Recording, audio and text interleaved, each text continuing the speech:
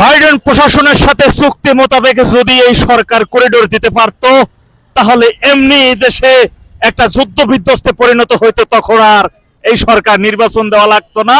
এবং তিনি বছরের পর বছর নির্দ্বিধায় নির্বাচন ছাড়া ক্ষমতায় থাকতে পারতেন, আর সর্বোচ্চ রকমের সুবিধা লুটে ফুটে খাইতে পারতেন। এরই একটা অংশ কিন্তু তৈরি হয়ে গেছিল। কিন্তু এমন সময় যখন সেনা প্রধান বাগড়া দিলেন বা সেনাবাহিনীর পক্ষ থেকে যখন করিডোরের বিষয় সাফ নাকচ করে দেওয়া হলো, ঠিক এই সময় নতুন ডিজাইনের একটা উৎপত্তি, আমি পদত্যাগ করতে চাই। আর এই কথা বলে সাধারণ মানুষের সিম্পেথি, বিভিন্ন রাজনৈতিক দলের সিম্পেথি নিয়ে তিনি এখন পদত্যাগের একটা নাটক, আর এই নাটকে যাতে যেমন তার গঠিত দল আজকে থেকে অনেক বছর আগে যে নাগরিক শক্তি, সেটি নাগরিক পার্টিতে পরিণত হয়েছে, সে নাগরিক পার্টি তো তাকে রক্ষা করার জন্য সর্বদাই মাঠে চিল্লা ফাল্লা দিয়া, হুঙ্কার মুঙ্কার দিয়া, কখনো বস্তি থেকে মহিলাদের ভাড়া করে আনা, কখনো কিশোর গ্যাংদের ভাড়া করে আনা। ইভেন তারা যদি 10-12 জন রাস্তায় নামে, সাথে সাথে গাড়ি সব বন্ধ, এমনি তাদের একেবারে ঠান্ডা কমল পানীয় দিয়ে পাহারা দিয়া, এরপরে সারা দেশবাসীকে এটা জানাই দেওয়া যে বাংলাদেশে প্রচুর পরিমাণে মিছিল হচ্ছে, প্রচুর পরিমাণে এই বিষয়ে দাবি উঠছে, এই এনসিপি কে নামাই দেওয়া। এই কারণে এই ডক্টর ইউনূস সাহেব ক্ষমতায় আইসেই তিনি এই তার নাগরিক শক্তিকে নাগরিক পার্টিতে পরিণতি করে তিনি রাস্তায় নামাইছেন, একটা মেটিকুলাস ডিজাইনের মতো, এছাড়া আর কিছুই না। যেটা এখন বিএনপি ঠিক বুঝতে পারছে পরের দিনই। বিএনপি এখন বলতেছে দেশের অর্থনৈতিক অবস্থা বাজে, ঠিক এমন সময় যখন তারা নির্বাচনের রোড ম্যাপ চাইছে, ঠিক এমন সময় পদত্যাগের গান শুনাইতেছেন যে আমি পদত্যাগ করবো। তার কাছে তো পদত্যাগের বিষয় জানতে চায় না, তার কাছে নির্বাচনের রোড ম্যাপ চাইছিল বিএনপি। এখন বিএনপি সমমনা দলগুলো যদি এই বিষয়টি বুঝতে পারে, এবং এদের যে মেটিকুলাস ডিজাইনের সিস্টেমটা, যে যখন দেখতে পাচ্ছে যে সেনাপ্রধান তো বক্তব্য কোনো ধরনের গণবিরোধী বা জনগণের আকাঙ্ক্ষা বিরোধী কোনো কথা বলে নাই, এখন ওরা কি ভারতীয় আগ্রাসন, ভারতের বা ফেসিবাদ, এই সমস্ত নানান কথা বলে, নানান অজুহাত দিয়ে এখন তারা কি বলতেছে, তারা একটা চাইতেছে একটা সার্বভৌমত্ব রাষ্ট্র করা, নিরপেক্ষ, যেখানে রাজনৈতিক সমস্ত দলের অধিকার থাকবে। সমস্ত দলের অধিকারে যদি থাকে, তাহলে অন্তর্বর্তী সরকার কিভাবে এনসিপি কে এত সমর্থন করতে পারে? অন্তর্বর্তী সরকারের কোন রাজনৈতিক দলকে এত পরিমাণ সমর্থন করতে পারে? যদি সেই সমর্থনই না করে, তো তোমরা আন্দোলনে নামলে পার, তোমাদের উপর ঠান্ডা বাতাস দেখে না রাষ্ট্রের পক্ষ থেকে। রমজান মাসে দেখছি একটা ইফতার পার্টিতে কোটি টাকা খরচ করা হয়েছে, টাকার উৎস কি?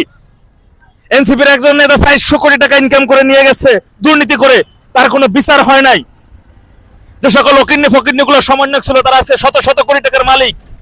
ছাদ খোলা 3 কোটি 4 কোটি টাকার আমার গাড়িতে চলে, পোশাক আদি বাবারে বাবা, মনে হয় যেন কোটিপতির বাচ্চা রাস্তায় নামছে, দেখেই মনে হয়। এগুলো মানুষ এখন বুঝে, এগুলো সাধারণ মানুষ এখন ধীরে ধীরে সবই বুঝতে পারতেছে যে এটি একটা কোন ধরনের ডিজাইন। সুতরাং এখন যখন দেখা গেছে যে 8 মাসের মধ্যে 90,000 কোটি টাকা পাচার হয়ে গেছে দেশ থেকে,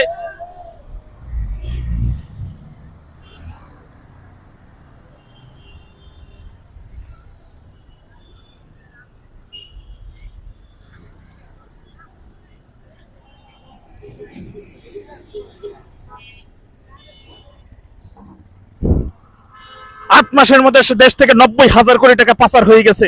আজকে জাতিসংঘ থেকে বাংলাদেশকে অর্থনৈতিক ভাবে একটা ধাক্কা আসতেছে, বাংলাদেশ সেই বিষয়ে জানাইলো। বাংলাদেশ ব্যাংকের আন্তর্জাতিক ব্যাংকের থেকে এর আগেই বাংলাদেশ ব্যাংকের রেড অ্যালার্ট রাখছে, যে বাংলাদেশের লাল তালিকা সেখানে রাখছে। 30 লক্ষ মানুষ অতীব দরিদ্র সীমার নিচে চলে যাবে বা চলে গেছে। বাংলাদেশের শেয়ার বাজার ধস, সেখানে আর কিছু নাই। বিগত 10 মাসের মধ্যে 200-র অধিক শিল্প কারখানা বন্ধ হয়ে গেছে।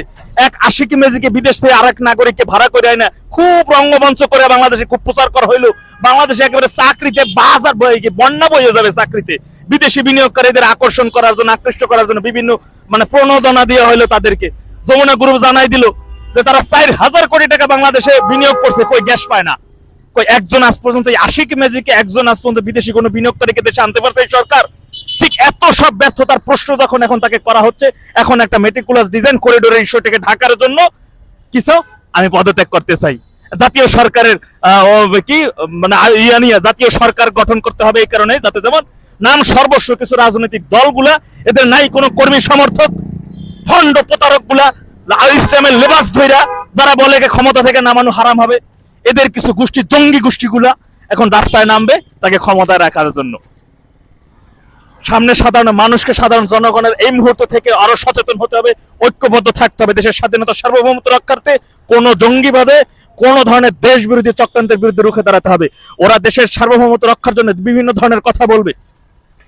সম্পূর্ণভাবে সরকারের আদতে তৈরি হয়েছে একটি কিংস পার্টি এনসিপি, আর ওদের মুখে এখন গণতন্ত্রের কথা শুনতে হয়, ওদের মুখে শুনতে হয় দেশের কোন জায়গার কোন আধিপত্য। তোদের আধিপত্য আগে বেটার শেষ কর। সুতরাং সাধারণ মানুষকে এই মুহূর্তে সচেতন হতে হবে। আমরা চাই সেনাবাহিনী যে কথাগুলো বলেছে, সেনা প্রধান সাহেব যে কথাগুলো বলেছে, দেশপ্রেমিক সেনাবাহিনীর সাথে আমাদের সর্বদা থাকতে হবে দেশের মানচিত্র রক্ষার্থে। কোনোভাবেই এই সরকারকে আর কোনো নতুন কোন ধরনের ফন্দি ফিকিরের সুযোগ দেওয়া যাবে না। আমাদের প্রতিহত করতে হবে, সজাগ দৃষ্টি রাখতে হবে এই দিকে। আল্লাহ সবাইকে সঠিক বুঝদান করুন। আখিরুজ্জামান আলহামদুলিল্লাহি রাব্বিল আলামিন। আসসালামু আলাইকুম ওয়া রাহমাতুল্লাহ।